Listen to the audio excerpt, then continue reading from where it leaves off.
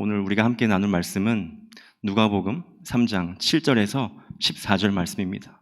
여러분, 하나님의 말씀입니다. 다 같이 일어서셔서 우리 함께 교독하시겠습니다. 요한이 침례 받으러 나오는 무리에게 이르되 독사의 자식들아, 누가 너희에게 일러 장차 올 진노를 피하라 하더냐.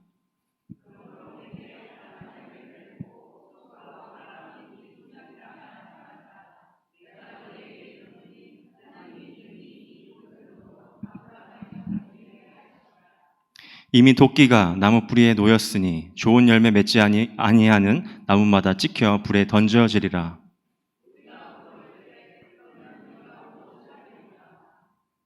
대답하여 이르되 옷 두 벌 있는 자는 옷 없는 자에게 나눠줄 것이요 먹을 것이 있는 자도 그렇게 할 것이니이다 하고,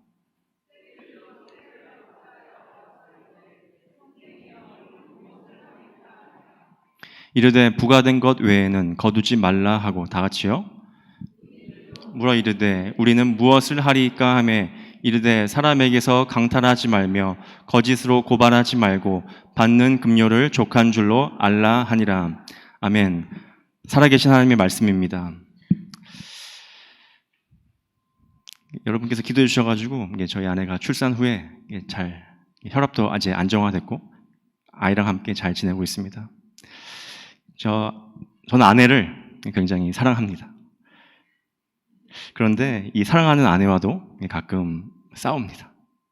근데 싸우는 내용을 보니까 이 아내가 저한테 이렇게 합니다. 아니, 저번에 그렇게 미안하다고 해놓고서는 왜 또 똑같은 짓을 하냐 이겁니다. 나를 정말 사랑하는 게 맞냐 이겁니다. 나를 정말 사랑한다면, 내가 정말 그거 싫어하는 거 안다면 하면 안 되지. 근데 왜 똑같은 거를 또 해? 이제는 미안하다는 말도 하지 말라고 합니다. 이제 말만 그렇게 할 거면 이제 미안하다는 말도 하지 말라고 합니다. 그래서 저는 요즘에 잘못했어 라고 합니다.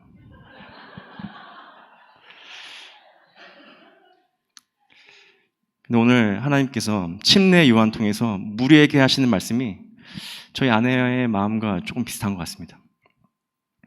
말로만 회개하는 너희들아, 삶이 뒤따라오지 않는 너희들아, 역겹다. 그들 보고 독사의 자식들이라, 사탄의 자식들이라 이렇게 말하십니다. 너희들이 계속해서 삶이 뒤따라오지 않는 가짜 회개만 계속한다면 도끼로 찍어 불에 던져버린다. 심판을 경고하십니다. 너네는 아브라함이 너희 조상이라고 말하지도 말라. 나는 구원받았습니다. 나는 선택된 민족입니다. 그렇게 말하지도 말라. 오늘 본문 누가복음 3장 8절 후반절 우리 함께 읽어보도록 하겠습니다. 시작. 하나님이 능히 이 돌들로도 아브라함의 자손이 되게 하시리라. 무슨 말이냐? 이게 성경 원어로 보니까, 아람어로 보니까 이 돌들 그리고 이 자손이라는 이 단어가 발음이 비슷합니다. 이 돌들이라는 단어는 이게 아브냐냐입니다. 그리고 자손은 베냐냐 이겁니다. 근데 좀 제가 발음을 잘 못해서 그렇지만 발음이 되게 비슷하다고 합니다. 무슨 말이냐? 너네들이 말로만 잘못했다고 하고 말로만 죄를 고백하지만 그 삶이 변하지 않는, 삶의 열매가 없는 진정한 회개가 없다면 그 삶은, 너의 삶은 생명력 없는 돌과 같은, 저 돌들과 같은 쓸모없는 인생이다 하시는 겁니다. 그러므로 오늘 말씀 통해 주시는 말씀은 말로만 잘못했다고 회개하지 말고 죄의 고백만 하지 말고 그 죄에서 돌이켜서 하나님께로 돌아오라. 그리고 하나님께 돌아와서 다시 죄의 길로 돌아가는 것이 아니라 이곳에 거해라. 그럴 때 회개에 합당한 열매를 맺을 수 있을 것이다. 그것이 진정한 회개라는 것입니다. 여러분, 우리는 매주 교회에 와서 회개 기도를 합니다. 뻔뻔하게 또 회개합니다. 지겹도록 회개합니다. 예수님이 오실 때까지 우리는 매일 우리가 샤워하는 것처럼 매일 회개하는 인생일 것입니다. 우리는 죄성을 가진 인간이니까요. 오늘 말씀을 통해서 우리가 각자 돌아보길 원하는 것은 내가 매주 하는 이 회개가 참된 회개인가? 진정한 회개인가? 아니면 오늘 본문의 저 무리들처럼 바리새인과 사두개인들처럼 가짜 회개만 반복하고 있지는 않은가? 나는 삶에서 과연 어떤 열매를 맺고 있는가? 정말 회개에 합당한 열매를 맺고 있는가? 우리가 돌아보기 원합니다. 우리가 요즘 큐티 통해서 이사야서 말씀 살펴보고 있는데, 이사야서에서는 하나님의 백성을 포도나무, 특별히 극상품 포도나무라고 합니다. 근데 이제 하나님 그 극상품 포도나무에서 좋은 열매 맺기를 이렇게 바라신다 하셨는데, 그 백성들이 맺은 열매는 무엇입니까? 들포도를 맺는다고 합니다. 지나가는 개도 안 먹는 들포도를 맺는다고 합니다. 여러분, 우리는 이미 말라 비틀어진 포도나무이지만 예수님으로 인해 우리는 극상품 포도나무가 되었습니다. 그렇다면 실제 삶에서도 우리는 극상품 포도를 맺어야 하는데, 아무짝에도 쓸모없는 생명력 없는 들포도를 지금 내 삶에서 맺고 있는 건 아닌가? 우리가 돌아보기 원합니다. 여러분, 칼로 우리 몸을 찌르면 어떨까요? 아픈 게 정상입니다. 여러분, 우리가 지금 하나님의 말씀의 검을 가지고 우리에게 찌르기 원합니다. 나의 남편, 나의 아내, 저 왼수 같은 저 사람에게 이 말씀의 검을 찌르는 것이 아니라 이 말씀의 검을 가지고 나에게 찌르기 원합니다. 하나님의 말씀을 우리 각자에게 비출 때에 우리의 들포도 같은 죄가 다 드러나기를 소망합니다. 그리고 그것을 말씀의 검으로 찌르기 원합니다. 그리고 찔려서 아프고 상한 심령을 가지고 우리 하나님께 돌아가기 원합니다. 그래서 우리가 회개에 합당한 열매를 맺는 또 저와 여러분의 삶이 되기를 예수님의 이름으로 축복합니다. 그렇다면 여러분, 도대체 회개에 합당한 열매는 도대체 무엇일까? 오늘 본문에서도 이 무리들이 묻습니다. 회개에 합당한 열매는 무엇입니까? 그 열매를 맺으려면 어떻게 해야 합니까? 무엇을 해야 합니까? 그것이 누가복음 3장 10절에서 14절까지 나와 있는데, 침례 요한은 이렇게 대답합니다. 옷이나 밥을 나눠주라. 그리고 남을 이용해서 너의 이득을 취하려 하지 마라. 요약하면 이렇게 같습니다. 무리들은 회개에 합당한 열매를 어떻게 맺는지 물었는데, 침례 요한은 이웃과의 관계를 말합니다. 즉, 회개에 합당한 열매는 이웃 사랑입니다. 한번 따라해 보시겠습니까?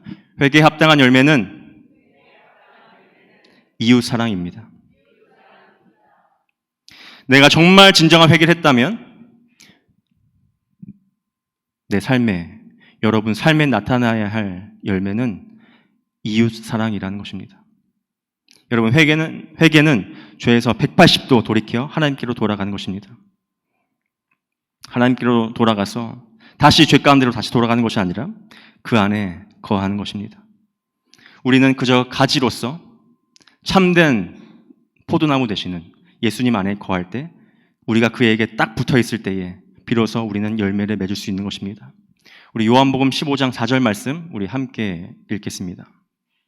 시작. 내 안에 거하라. 나도 너희 안에 거하리라. 가지가 포도나무에 붙어 있지 아니하면 스스로 열매를 맺을 수 없음 같이 너희도 내 안에 있지 아니하면 그러하리라. 열매는 우리가 스스로 맺을 수 없다고 합니다. 그래서 예수님께서는 말씀하십니다. 그러니까 나한테 와. 내 안에 거하라. 근데 도대체 예수님 안에 거할 때 맺을 수 있는 열매가 무엇이길래 그렇게 예수님께서는 이 요한복음 15장 전체적으로 내 안에 거하라 하실까? 요한복음 15장 17절에 나와 있습니다. 우리 함께 읽겠습니다. 시작. 내가 이것을 너희에게 명함은 너희로 서로 사랑하게 하려 함이라. 우리가 예수님 안에 있을 때 맺을 수 있는 열매는 서로 사랑하는 것입니다. 우리가 서로 사랑하게 하기 위해 예수님께서는 내 안에 거하라 하십니다. 예수님께서는 너무나 잘 아셨습니다. 내가 나 스스로의 힘으로는, 나 스스로의 사랑으로는 저 인간을 사랑할 수 있는 것이 하나도 없음을, 선한 것이 하나도 없음을 예수님께서 아셨습니다.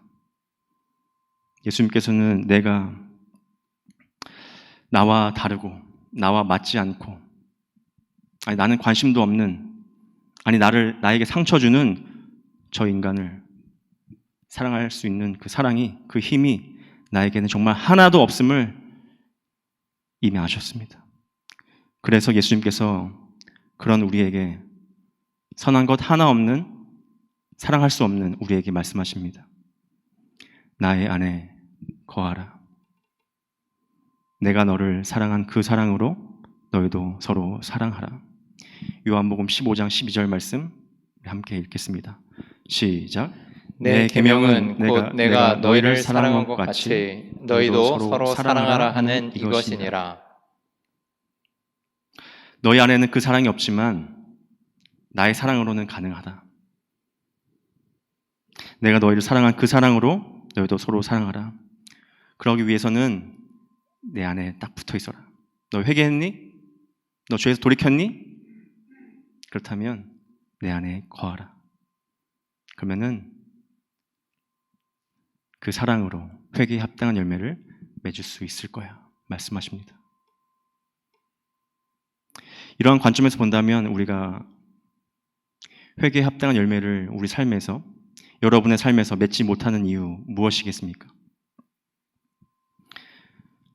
여러분이 그 사람을 사랑하지 못하는 이유 무엇이겠습니까? 매주 죄를 고백하는 기도는 드리지만 내 삶이 변하지 않는 이유는 무엇이겠습니까? 그 이유는 간단합니다. 주님 안에 거하고 있지 않기 때문입니다. 죄를 시인하고 후회는 했지만 딱 거기까지만 했기 때문입니다. 죄로부터 온몸을 돌이켜서 예수님께 돌아오고 예수님 안에 거해야 되는데 거하고 있지 않은 것입니다. 우리는 포도나무에 가지처럼 딱 붙어 있어서 그 포도나무에서 나오는 영양분을 공급받아야 되는데, 그 사랑을 공급받아야 하는데 그 나무에, 그 예수님께 붙어 있지 못하고 있는 것입니다. 또 우리가 회개 기도는 하지만 우리가 회개에 합당한 열매를 맺지 못하는 이유가 한 가지 더 있습니다.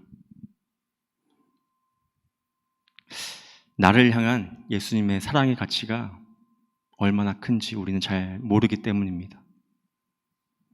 회개에 합당한 열매에서 이 합당한이라는 단어의 뜻은 무게를 달다라는 동사에서 나왔습니다. 회개에 합당한이라는 뜻은 동일한 무게를 지니다라는 뜻입니다. 즉, 내 삶의 열매가 너무나 가볍다는 것은 나의 회개가 너무나 가벼웠다는 뜻입니다. 하나님께 눈물, 콧물로 죄를 고백했지만 사실은 그렇게 하나님께 죄송하지 않은 것입니다. 사실은 하나님께서 나에게 해주셨던 것이 감사하지 않은 것입니다. 하나님의 사랑이 그리 크게 다가오지 않는 것입니다. 하인 예음의 복음이 가볍게 느껴지는 것입니다. 우리 매주 이제 금요 성령 집회 전에 이제 예배를 섬기시는 분들이 모여서 저기서 뒤에서 식사를 같이 합니다. 그저께 금요일에도 함께 식사했는데 또 남자들끼리 모여서, 저희 남자들끼리 또 따로 이렇게 한쪽에 어떻게 앉게 되더라고요. 모여서 이렇게 자주 이야기하는 것이 스포츠입니다. 또 그저께도 이렇게 스포츠에 대해서 얘기하고 있는데, 여러분 축구 선수 손흥민 선수 아십니까? 그 선수와 단짝으로 이렇게 함께 경기하던 해리 케인이라는 선수가 있습니다. 근데 그 선수가 최근에 다른 팀으로 이제 이적을 했습니다. 근데 그 이적을 했는데, 이적을 하고 나서 그 첫 번째 그 리그 경기에서 첫 번째 경기인데도 한 골과 도움 1개를 기록했습니다. 그래서 저는 와, 거기서도 잘하는구나 감탄하고 있었는데, 옆에 계시던 조영희 지사님이 저에게 이렇게 귓속말로 말하십니다. 그만큼 돈을 받잖아요. 네, 맞습니다. 그 케인이라는 선수는 그 몸값이 1,700억 원이라고 합니다. 이게 저는 이게 어떤 돈인지 가늠도 안 가는데, 그렇습니다. 케인 선수는 그 몸값에 합당한 경기력을 보여주고 있는 것입니다. 여러분, 여러분의 몸값은 얼마입니까? 너무나 잘 아시다시피 예수님의 핏값입니다. 그러나 나의 삶의 실력을, 내가 삶을 살아내는 이 실력이 너무나 가볍고 초라한 것은, 그 말은 우리가 느끼고 있는 내 몸값이, 그 예수의 핏값이 그만큼 가볍고 초라하다는 말 아닙니까? 1,700억 원에는 와 하지만 예수님의 핏값 했을 때는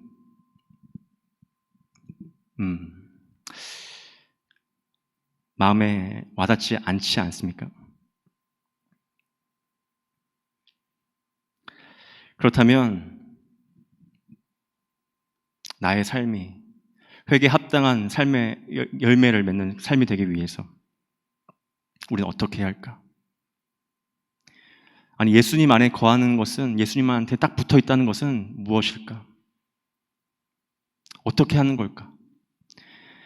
나를 향한 예수님의 사랑이 얼마나 큰지 계속 내가 기억할 수 있는 방법은 없을까? 내 몸값이 얼마인지 내가 계속 기억하는 방법은 없을까? 내 몸값이 얼마나 그 귀한 값으로 치러졌는지 우리가 매일 기억하는 방법은 없을까? 방법이 있습니다. 하나님의 말씀을 묵상하는 것입니다. 정확히 말하면 하나님의 말씀만 의지하는 것입니다. 오늘 본문의 침례 요한이 회개 침례를 사람들에게 전파하기 전에, 즉 그 영혼들을 사랑하는 마음으로 하나님의 일을 하기 전에, 이웃 사랑하기 전에, 침례 요한이 회개에 합당한 열매를 맺기 전에 침례 요한이 있었던 곳이 있습니다. 오늘 본문이 있던 누가복음 3장 2절에 있는 말씀인데요. 우리 3장 2절 후반절 말씀 우리 함께 읽겠습니다. 시작. 하나님의 말씀이 빈 들에서 사가랴의 아들 요한에게 임한지라. 침례 요한이 있었던 곳은, 침례 요한이 있었던 곳은 빈 들입니다. 광야입니다. 여러분, 광야는 어떤 곳입니까? 광야는 여러분에게 어떤 곳입니까? 광야하면 어떤 게 떠오르세요? 고난, 훈련소? 맞습니다. 여러분, 광야는 하나님 말씀만 의지해야 살 수 있는 곳입니다. 하나님의 말씀만 의지해야 하는 곳입니다. 여러분, 하나님의 말씀은 세상 소리 가득한 도심에 임하지 않았습니다. 하나님의 말씀은 사람들이 바삐 지나다니는, 내가 바쁘게 돌아다니는 그런 곳에 임하지 않았습니다. 하나님의 말씀은 하나님의 말씀만 의지해야 나갈 수 있는 광야, 빈들에 임했습니다. 침례 요한이 그 빈들에 있을 때에 하나님의 말씀이 그에게 임하고 그는 열매를 맺는 삶을 살 수 있었습니다. 여러분, 우리는 지금 어디에 있습니까? 여러분은 지금 어디에 계십니까? 하나님의 말씀만 의지해야 나아갈 수 있는 그 빈들에 계십니까? 아니면 주변 세상 소음 때문에 하나님 말씀이 희미하게 들리는 세상 속에 계십니까? 사랑하는 성도 여러분, 오늘 말씀에 반응하여서 우리가 하나님의 말씀만 의지할 수 있는 빈들로 나가시기를 소망합니다. 하나님의 말씀만 의지할 때, 여러분이 하나님의 말씀만 붙들 때에 그 말씀이 여러분에게 임할 것입니다. 그 말은 우리가 예수님 안에 거한다는 것입니다. 그리고 하루하루 큐티를 통해서 우리가 하나님 말씀만 붙잡을 때, 우리 큐티를 할 때 매일매일 다른 이야기가 나오지 않습니까? 근데 그 다른 이야기를 통해 하나님께서는 우리에게 나의 몸값이 얼마인지, 예수님께서 나를 얼마나 사랑하시는지 계속 말씀해 주실 것입니다. 하나님의 사랑이, 우리를 향한 그 사랑이 내 마음에 쌓여갈 것입니다. 그리고 그 말씀이 저와 여러분의 우리 삶에서 삶의 열매를 맺을 수 있도록 인도할 것입니다. 저와 여러분이 이웃 사랑할 수 있도록 인도할 것입니다. 이웃을 사랑하는 방법은 여러 가지가 있을 테지만 제가 말씀 준비하면서 하나님께서 주신 게 마음이 있는데 여러분들과 함께 나누고 또 여러분에게 도전하고 싶습니다. 우리가 죄에서 돌이켜서 하나님께 돌아가고 또 예수님께 거할 때, 말씀만 붙잡을 때 우리를 이웃사랑의 길로 인도해 주실 텐데 우리는 어떤 곳에서 그 열매를 맺을 수 있을까? 어떤 이웃사랑의 열매를 맺을 수 있을까? 한번 따라해 보시겠습니까? 소중한 교회 지체들을 사랑으로 용납하기. 우리 에베소서 4장 1절 말씀 함께 읽도록 하겠습니다. 시작. 그러므로 주 안에서 갇힌 내가 너희를 권하노니 너희가 부르심을 받은 일에 합당하게 행하여. 너희가 부르심을 받은 일에 합당하게 행하라는 것입니다. 너희가 부르심을 받았다는 것은 우리가 죽음의 길로 나아가고 있을 때 우리를 생명으로 부르셨다는 것입니다. 우리를 구원하셨다는 것입니다. 근데 이 우리를 생명의 길로 불러주셨는데 여러분을 각자 개인적으로 혼자 신앙생활 하지 않고 우리를 예수가 머리 대신 우리가 한 몸 된 교회 공동체로 불러주셨다는 것입니다. 부르심을 받은 일에 이 부분을 이제 원어로 보니까 그 단어가 교회를 뜻하는 에클레시아와 어근이 같은 에글레테테라는 단어를 쓰였습니다. 무슨 말이냐? 부르심을 받았다는 것은 구원을 받았다는 의미지만 교회의 일원으로서 부르셨다는 것입니다. 즉 너희가 부르심 받은 일에 합당하게 행하라 라는 말은 너희가 구원받은 자답게, 너희가 회개한 자답게, 너희가 하나님께 돌아온 자답게, 교회 공동체의 일원답게 행하라는 것입니다. 과연 그렇게 부르심 받은 일 합당하게 행하는 일은 과연 무엇인가? 그 에베소서 4장 1절 그 다음 절 2절에 나와 있습니다. 우리 2절 말씀 함께 읽겠습니다. 시작.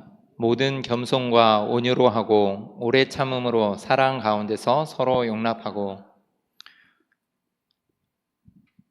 여러분 옆에 있는 우리 소중한 교회 성도들을, 지체들을 사랑으로 용납하라는 것입니다. 어떤 사랑이냐? 겸손과 온유와 오래 참음의 사랑으로 용납하라는 것입니다.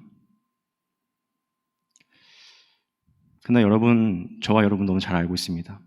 우리에게는 저 겸손과 온유와 오래 참음의 사랑이 하나도 없음을 우리 너무나 잘 알고 있습니다. 자, 한 주간 이 말씀을 준비하면서 사랑에 대해서 계속 묵상하고 있는데 저번 주 금요일에 우리 청년 예배 청년들이 많이 안 나왔습니다.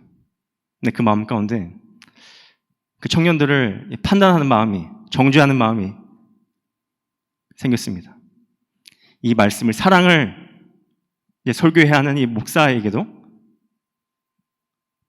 이런 겸손과 온유와 오래 참음의 사랑이 없다는 것을 너무나 처절하게 알려주십니다. 여러분, 우리는 이 사랑이 우리에게 하나도 없습니다. 그렇기에 우리는 이 열매를 맺으려면 예수님 안에 거해야 합니다. 예수님이 우리에게 보여주신 겸손과 온유와 오래 참음의 사랑을 우리는 받아야 합니다. 예수님께서 우리에게 보여주신 겸손의 사랑 무엇입니까? 예수님은 하나님이신데 우리를 구원하시기 위해 사람의 모습으로 이 땅에 내려오시지 않았습니까?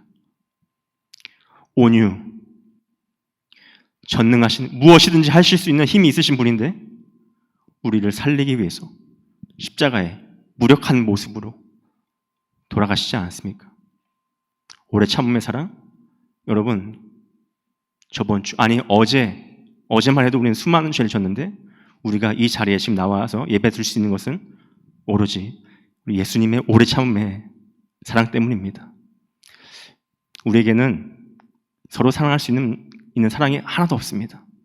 그러나 우리가 예수님 안에 거할 때, 그 예수님의 겸손과 온유와 오래 참음의 사랑을 우리가 받을 때, 공급받을 때, 그 사랑으로 우리는 옆에 있는 우리 지체들을 겸손과 온유와 오래 참음의 사랑으로 용납해야 하는 것입니다. 여러분, 예수님께서 이 사랑으로, 겸손과 온유와 오래 참음의 사랑으로 여러분을, 저를 용납해 주셨듯이 여러분의 사랑방 식구들을, 그리고 여러분 옆에 있는 그 지체들을 그 사랑으로 용납하시는, 그래서 우리 사랑이 넘치는 우리 소중한 교회 성도님들 되시기를 예수님 이름으로 축복합니다. 말씀을 맺습니다. 여러분, 진정한 회개는 죄의 자리에서 180도 돌이켜 하나님께로 돌아오는 것입니다. 그리고 그 안에 거하는 것입니다. 말씀만 의지하는 것입니다. 그럴 때 그 말씀은 내가 예수님께 얼마나 소중한 존재인지, 나의 몸값은 얼마인지 깨닫게 해주실 것입니다. 내 마음 안에 그 예수님의 사랑을 가득 채워주실 것입니다. 그리고 그 말씀은 내가 저 지체를, 내가 저 인간을 사랑하게 해주는 사랑의 열매를 맺게 할 것입니다. 여러분, 우리 모두가, 여기에 계시는 저를 포함한 우리 모두가 진정한 회개를 할 때 우리 소중한 교회에 하나님의 사랑이 가득 넘쳐 흐르기를 예수님의 이름으로 축원합니다.